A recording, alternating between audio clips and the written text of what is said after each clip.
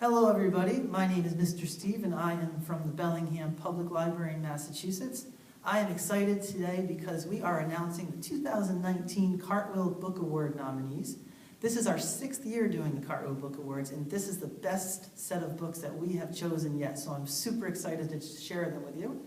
If you do not know what the Cartwheel Book Awards are, in a nutshell, we pick 10 books that 9 to 12-year-olds read throughout the course of the year, and as you finish reading the books, you then have a chance to vote for your favorite in 6 categories: favorite book cover, favorite female character, favorite male character, best written, and best ending. After you make those votes and everybody gets a chance to vote, we tally them up, and then we contact the winning authors who graciously send in acceptance speeches, and then we have a big awards night. Now, if you decide to join, you would be able to come to that night if you would like to, but we also videotape it and everybody will get to share it. More details about that awards program is at our website, www.cartwheelbookawards.org. So without further ado, let us announce the 10 nominees for the 2019 Cartwheel Book Awards. The first nominated book is called Insignificant Events in the Life of a Cactus. This is written by Dusty Bowling, and it is a great choice for those of you who are looking for wonder read-alikes. The main character in the story is Avon, and she was born without any arms. She tells all of her friends and people that she has just met that she, in fact, lost her arms alligator wrestling or maybe in a fire in Tanzania. But the truth is she was born without them. But don't feel bad for her because she does not feel bad for herself.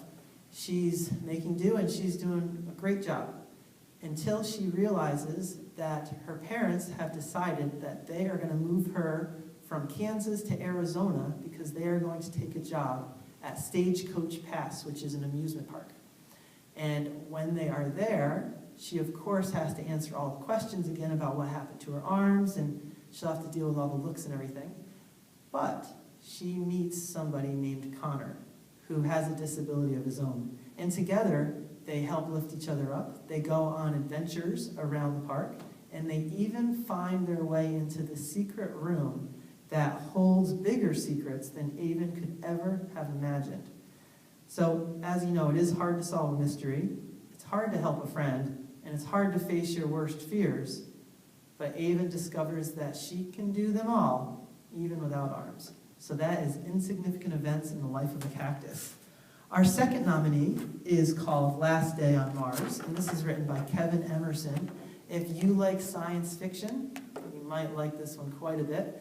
It is the year 2213, about 195 years in the future, and Earth does not exist anymore.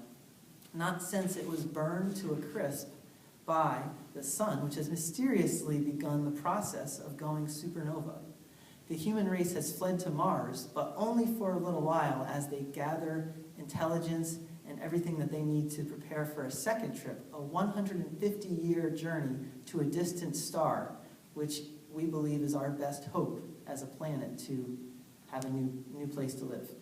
Liam, whose parents are scientists working on this project, is one of the last people left on Mars. He is with his friend Phoebe, whose parents are also still on Mars, and they are going to be in the last starliner to depart before Mars, like Earth before it disappears completely, or so he thinks. Because before this day is over, Liam and Phoebe will make a series of profound discoveries about the nature of time and space, and find out that the human race is just one of many who are fighting for survival. Adventure, mystery, science fiction, survival, all wrapped in one book, Last Day on Mars. Book number 3 is called Clicked by Tamara Ireland Stone.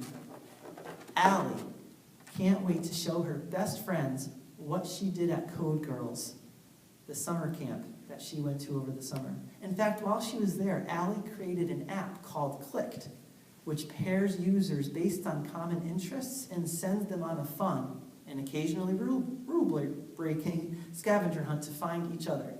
And it is a hit. By the second day of school, everybody is talking about Clicked. Watching her app go viral is amazing. Leaderboards are filling up. Everyone is making new friends. Allie is just about the most popular girl in school, and with all the data that she is collecting, she has even a better shot at beating her arch nemesis, Nathan, at the upcoming youth coding competition. But when Allie discovers a glitch in her app, which threatens to expose everyone's secrets, she has to figure out how to make things right, even if that means sharing the computer lab with Nathan and asking him for help. Can Allie fix her app, stop it from doing any more damage, and win back the friends it hurt, all before she goes before the judges to present Clicked to at the competition? You'll have to read to find out. That is Clicked. For you animal lovers, our next book might appeal to you. It is called A Dog Like Daisy, and the author of this story is Kristen O'Donnell Tubb, and it is told from the perspective of a rescued pit bull as she trains to be a service dog for an injured veteran and his family. This dog is funny and thoughtful, but she is in a little bit of a hurry because she has only 10 weeks to prove her usefulness, or else she's going to be sent back to the pound. Yet if she goes back, who's going to help Colonel Victor with his PTSD attacks? Or save his little human, Micah, from those infernal ear muzzles, which we call earphones? What if no one ever adopts her again? Determined to become the elite protector the Colonel needs, Daisy vows to ace the service dog test. She'll accept the ridiculous leash and learn to sit, heel, shake, and even do your business, Daisy, when told to.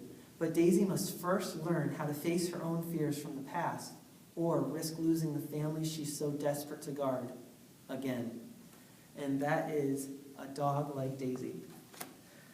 Book number 5 is Prisoner of Ice and Snow by Ruth Lauren. When Valor is arrested, she could not be happier. Demodova's prison for criminal children is exactly where she wants to be. You see, Valor's sister Sasha is already serving a life sentence for stealing from the royal family, and Valor is going to help her escape from the inside.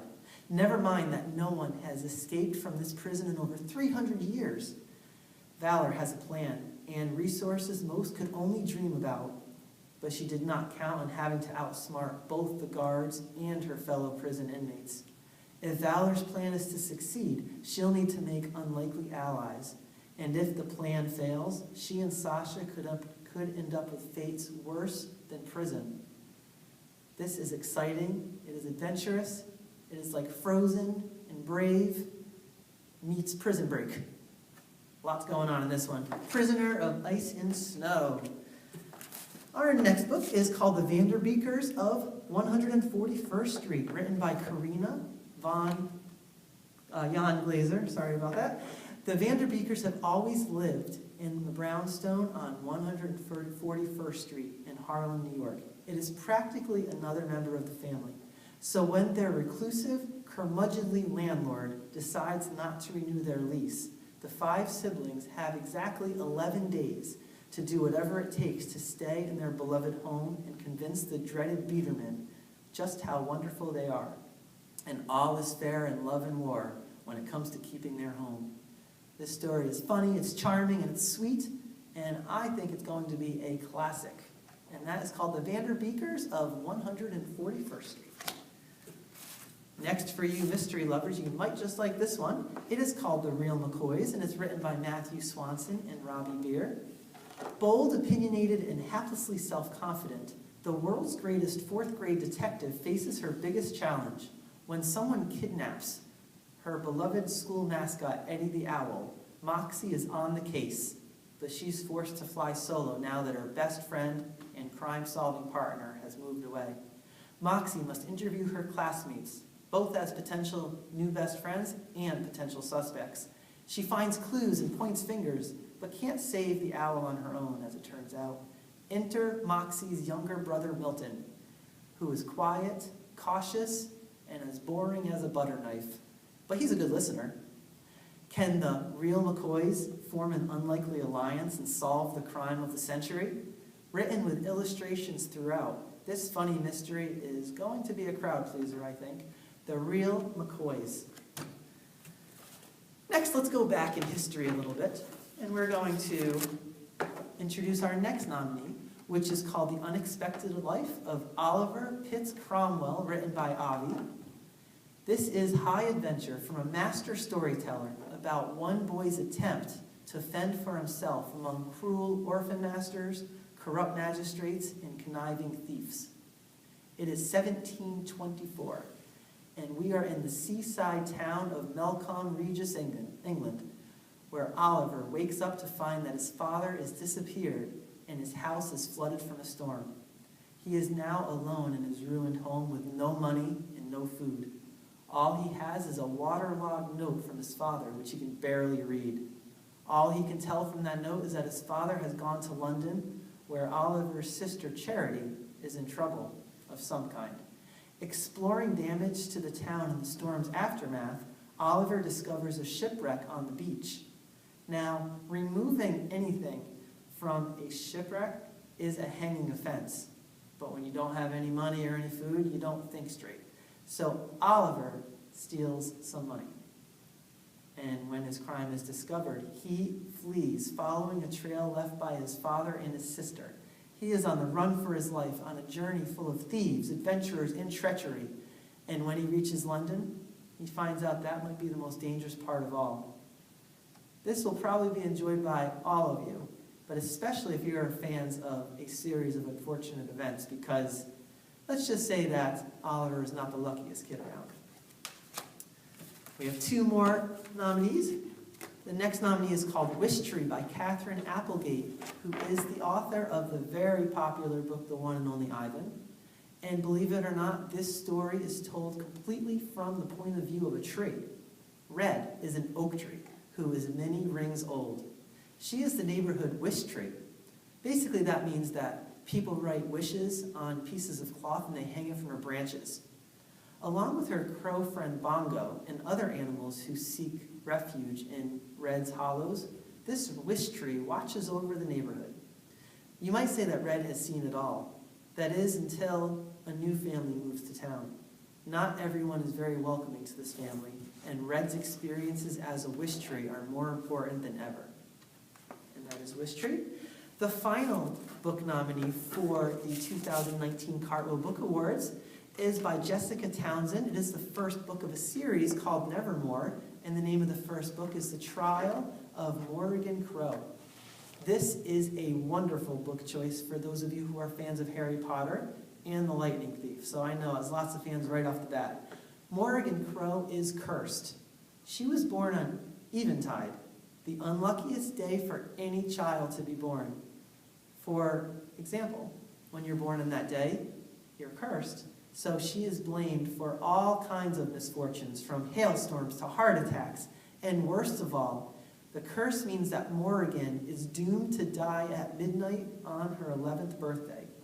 But as Morrigan awaits her fate, a strange and remarkable man named Jupiter North appears. Chased by black smoke hounds and shadowy hunters on horseback, he whisks her away to the safety of a secret magical city called Nevermore. It is there that Morrigan discovers Jupiter has chosen her to contend for a place in the city's most prestigious organization, the Wondrous Society. In order to join, she must compete in 4 difficult and dangerous trials with hundreds of other kids, each boasting an extraordinary talent that sets them apart, an extraordinary talent that Morrigan is sure she does not have. Out of those hundreds of kids, only 9 are chosen. To stay in the safety of Nevermore for good, Morrigan will need to find a way to pass the tests, or she'll have to leave the city to confront her deadly fate. And let me just tell you, this book has been sold to a movie studio, and already it is being made into a movie. So that is Nevermore, The Trials of Morrigan Crow. And those, my friends, are the 10 nominees for the 2019 Cartwheel Book Awards. Again, we are looking for members to join and want to read all those books and vote. So if you are interested, you do not have to live in Bellingham, Massachusetts. You can live anywhere. All you have to do, again, is go to the Book Awards website, www.cartwheelbookawards.org, and then you can sign up there. You can also find out more information and contact me there. I want to say thank you for listening.